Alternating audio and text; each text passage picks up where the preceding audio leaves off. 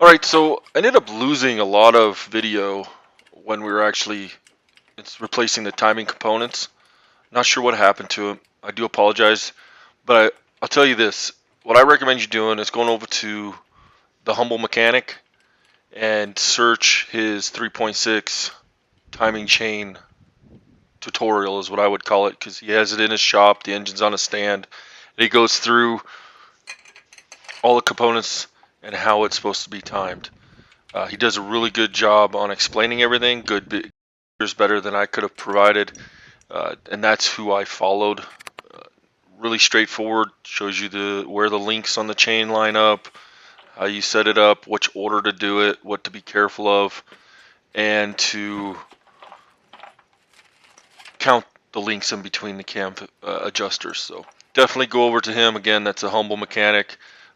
Right here, I'm just replacing the crankshaft sensor. I wanted to make sure all my sensors were new, so we replaced the crankshaft sensor. Again, I went ahead and replaced both camshaft position sensors, and the rest of the video will kind of focus on actually installing the engine transmission setup back in the car. One additional note I want to advise is in the Humble Mechanics video, he talks about planning on replacing all your timing components. This is very true. I went into this with the Volkswagen camshaft timing chain replacement kit, which is your chains, tensioners, and adjusters, which made sense. Problem is, from what I can tell, if one of those things fails, it's usually due to maybe sludge or poor quality oil, which can cause the other things to fail, like the camshaft adjusters. Then also you have your gears. When your chain tensioners or guides fail, then the chain is going to wear excessively on those gears. So you have to definitely take into account that you replace your camshaft adjusters. You want to most likely replace those two gears, your oil pump drive gear and that additional gear that goes over top. So okay, so here's my advice on taking the intake manifold off. The big challenge that I've found is getting to this fuel line fitting right here. This is the one that you're gonna have to take off. It separates the upper fuel line to the lower fuel line.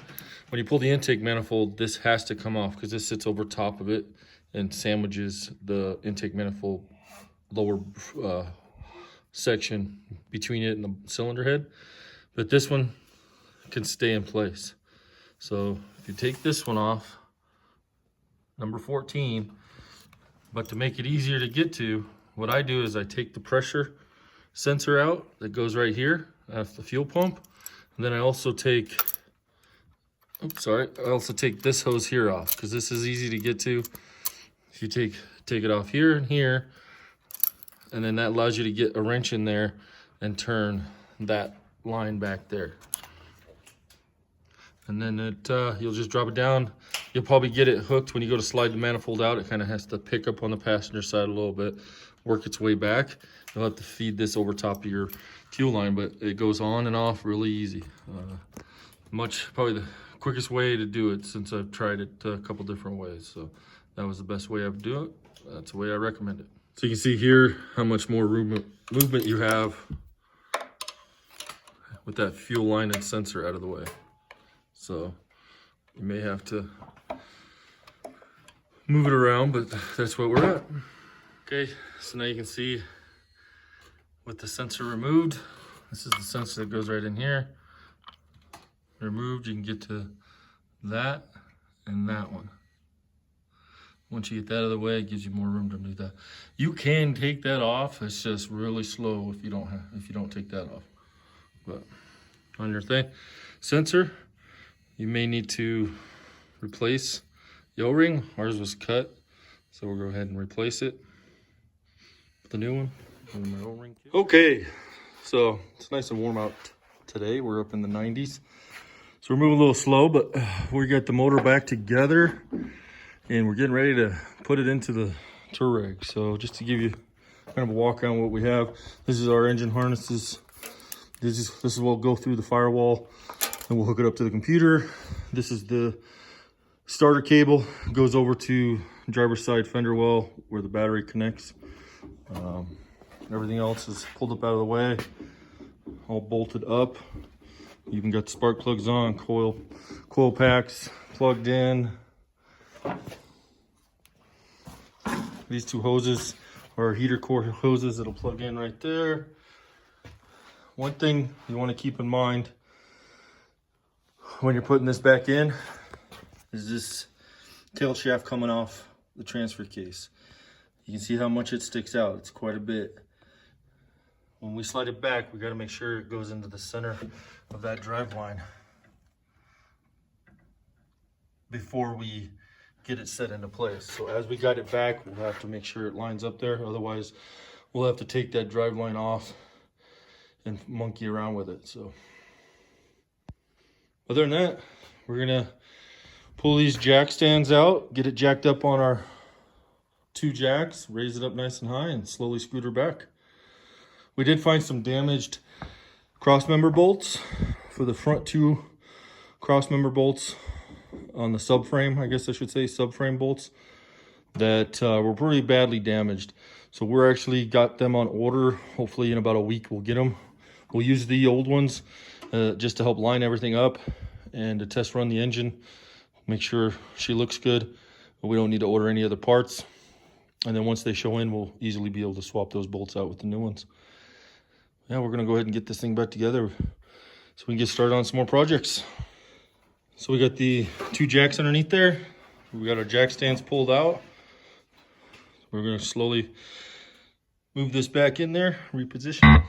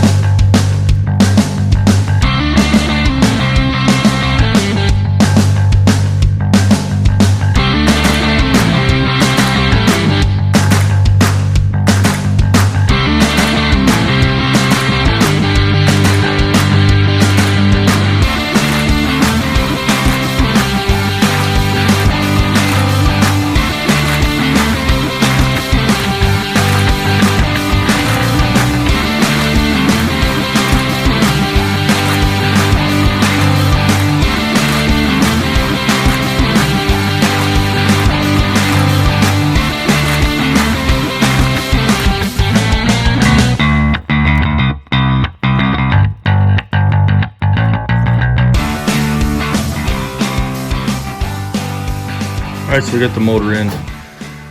You can see all the bolts are in and tightened down. This one here on the front, do the damage to the threads. We can't tighten down, but use it as alignment. And then once we get the new bolts in, which I think shipped out today, so hopefully next week we'll replace both front ones that are damaged. This one tightened up nice, but we're gonna replace it anyways. So we got the engine bolted in, and we started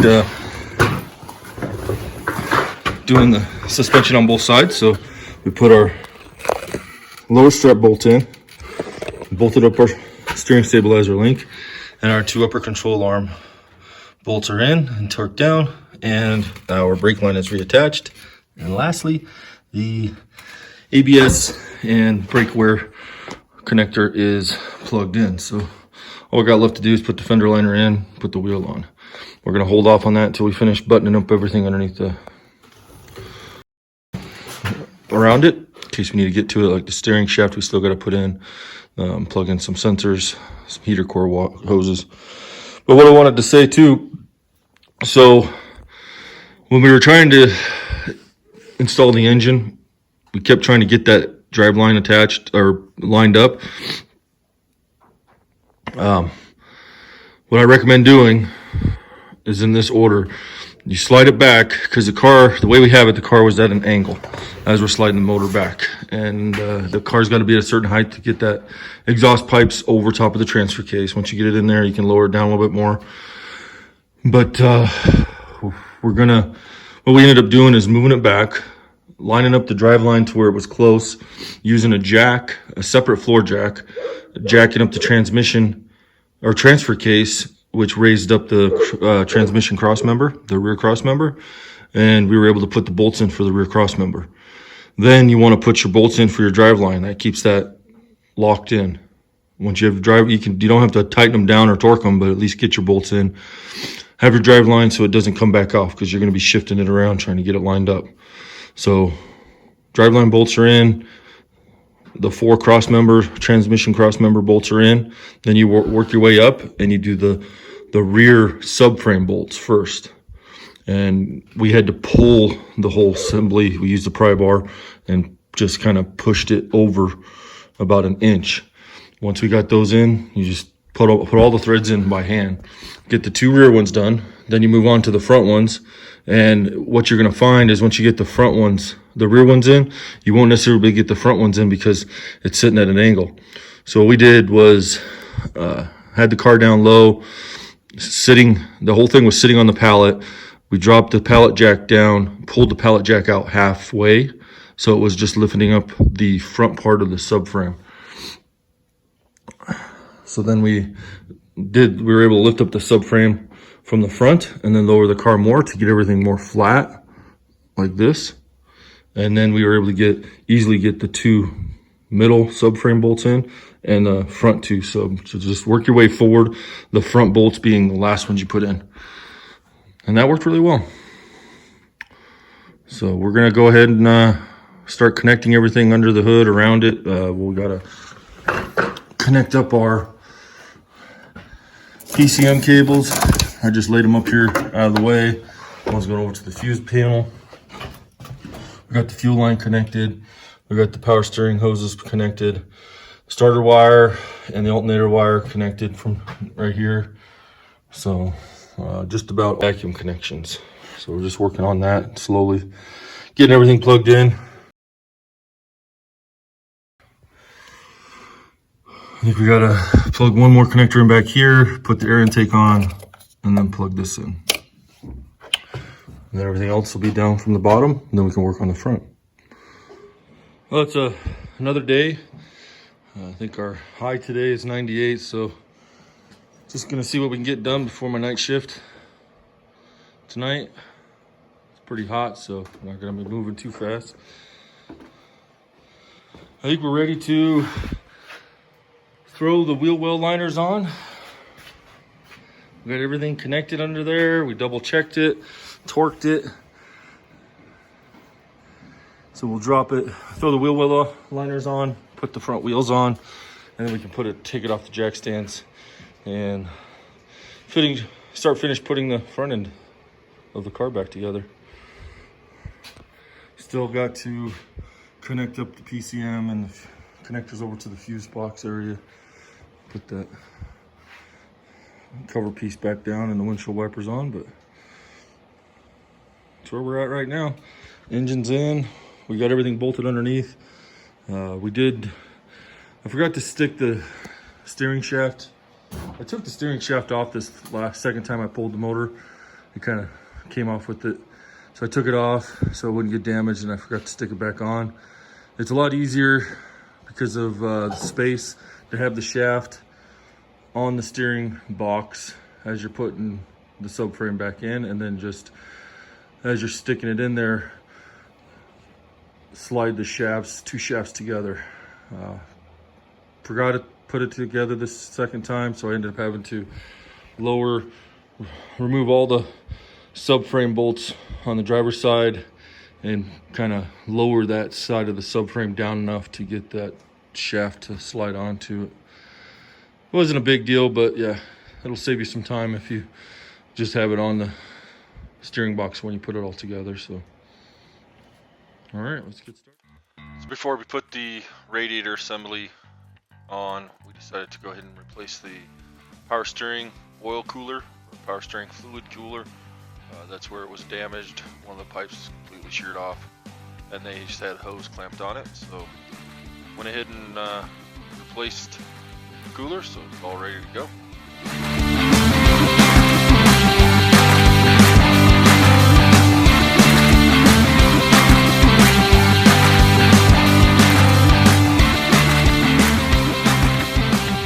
Okay, so I went ahead and installed this little bar down here.